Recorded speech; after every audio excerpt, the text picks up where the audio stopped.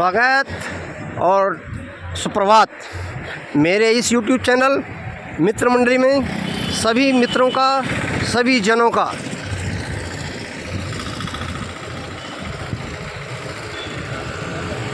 स्वागत है आपका महाराष्ट्र की इस धरती से।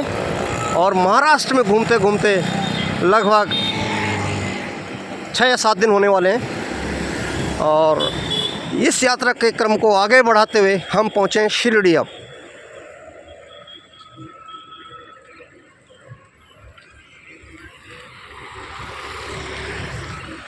आप देखें कि लगभग 7:35 7:40 होने वाला होगा। यहाँ पर भी धुंध है, वो धुंध नहीं पोल्यूशन है। दिल्ली की तर्ज पर यहाँ भी पोल्यूशन है। महाराष्ट्र में अपने आप में जो और देश प्रदेशों की भौगोलिक परिस्थितियाँ हैं वो यहाँ पर भी आ जाती हैं। उदाहरण के लिए हरियाणा की तर्ज पर खेती है। कल मैं अहमदनगर में देख रहा था, बहुत लहलहाती हुई खेती है, मन प्रसन्न हो गया।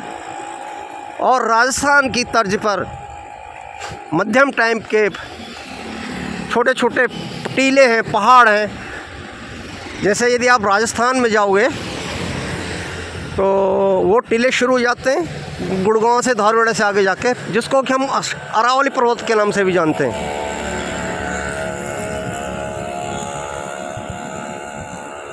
अब यहाँ पर आप देखेंगे कि पोल्यूशन है जहाँ जहाँ भी, जिन जिन शहरों में मैंने महाराष्ट्र के जिन जिन शहरों में देखा कि भीड़ भड़का है, वहाँ पर गाड़ियों का आवागमन ज़्यादा है। जहाँ पर कंस्ट्रक्शन का काम भी है, यानी जहाँ पर लोगों की आने जाने की एक्टिविटीज़ ज़्यादा हैं, वहाँ पर पोल्यूशन है। और अगर आप महाराष्ट्र के छोटे शहरों में जाओगे तो वहाँ पर मैंने देखा नहीं है।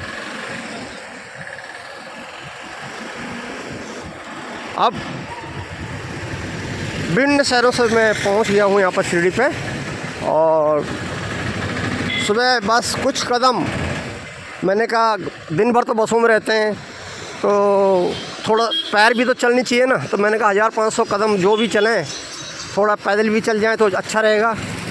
तो उसी घूमने के क्रम को मैंने जारी रखा और उसी दौरान मैंने ये वीडियो बना के आपके साथ शेयर कर रहा हूँ, ताकि यहाँ की भौगोलिक स्थिति, परिस्थिति, यहाँ का क्लाइमेट वीडियो के माध्यम से आप तक भी पहुँच सके।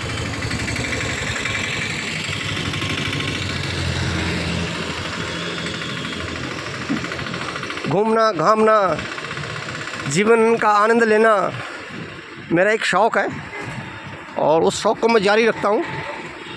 और साहब, इस काम के लिए मैंने अपने से कई बार पूछा, तब जाके मैंने ये फैसला किया कि आखिर कब तक मैं और मेरेपन में, कब तक जिम्मेदारियों में फंसे रहेंगे।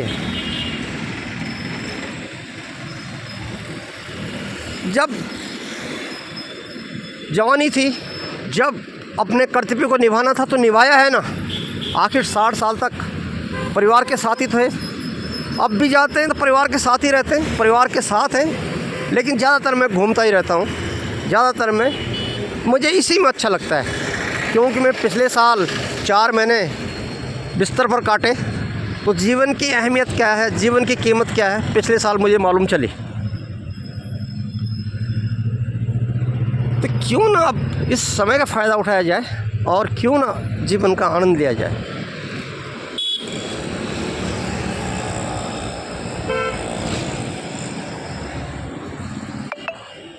ये आनंद हर कोई उठा सकता है। उसके लिए थोड़ा आपको भी वैराग्य वृत्ति बढ़ानी पड़ेगी। और वैराग्य वृत्ति को बढ़ाने के लिए ज़रूरत पड़ेगी आध्यात्म की शरण में जाने की। और सबसे बड़ी ज़रूरत जो पड़ती है वैराग्य वृत्ति के लिए, योग लगाने के लिए, वो पड़ती है पवित्रता की। अगर पवित्रता नहीं, मनसा वाचा कर्मणा, यदि मन पवित्र है तो कहते हैं ना, मन चंगा तो कटौती में गंगा। तो मन पवित्र है तो फिर योग लगाने में आसानी हो जाती है। और खान पान का तो विशेष ध्यान रखना है। यदि अब देखिए, जैसे मैं टूर में हूँ, मैं अपनी बात कर रहा हूँ, तो खान पान पिछले 6-7 दिन से मेरा भी गड़बड़ाया हुआ है। तो मेरा योग नहीं लग रहा 6-7 दिन से, क्योंकि बगैर पवित्रता धारण करे बगैर योग लगता ही नहीं है। मन को ज़्यादातर समय प्रभु में भी लगाना पड़ता है, उनसे शक्तियाँ भी लेनी पड़ती हैं, है ना। और जब आप योग लगाओगे तो आपका मन परिवर्तन होना स्वाभाविक है, आपके विचार परिवर्तन होने स्वाभाविक हैं। आपका शिकायत के बदले आपके मन में और मुंह में शुक्रिया आना ज़्यादा शुरू हो जाएगा। तो जब आपका मन शुक्रिया ज़्यादा करना लगे तो समझ लो आपके अंदर परिवर्तन आने लग गया है। दुनिया तो पूरी शिकायतों से भरी पड़ी है साहब। खुद से शिकायत है, दूसरों से शिकायत है, सबसे शिकायत है, भगवान से भी शिकायत है कि तूने ये ख़राब कर दिया, तूने वो कर दिया।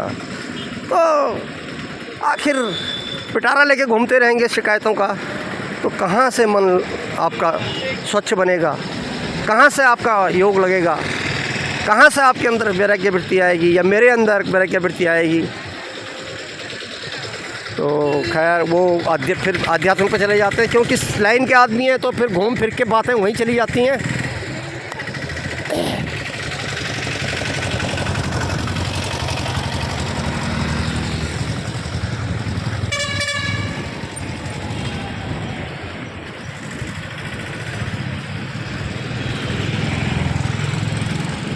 मन तो कर रहा है कि बस आपके साथ यूँ ही कुछ न कुछ बोलता रहूं, गुनगुनाता रहूं, लेकिन समय सीमा है, अगले पड़ाव की ओर भी प्रस्थान करना है। तो बने रहें मेरे इस वीडियो के साथ, दें अपने इस मित्र को इजाज़त, और अगले वीडियो तक नए वीडियो की प्रतीक्षा करें, देखते रहें इस वीडियो को। करता हूँ आपको नमस्कार, प्रणाम, राम राम, ओम शांति।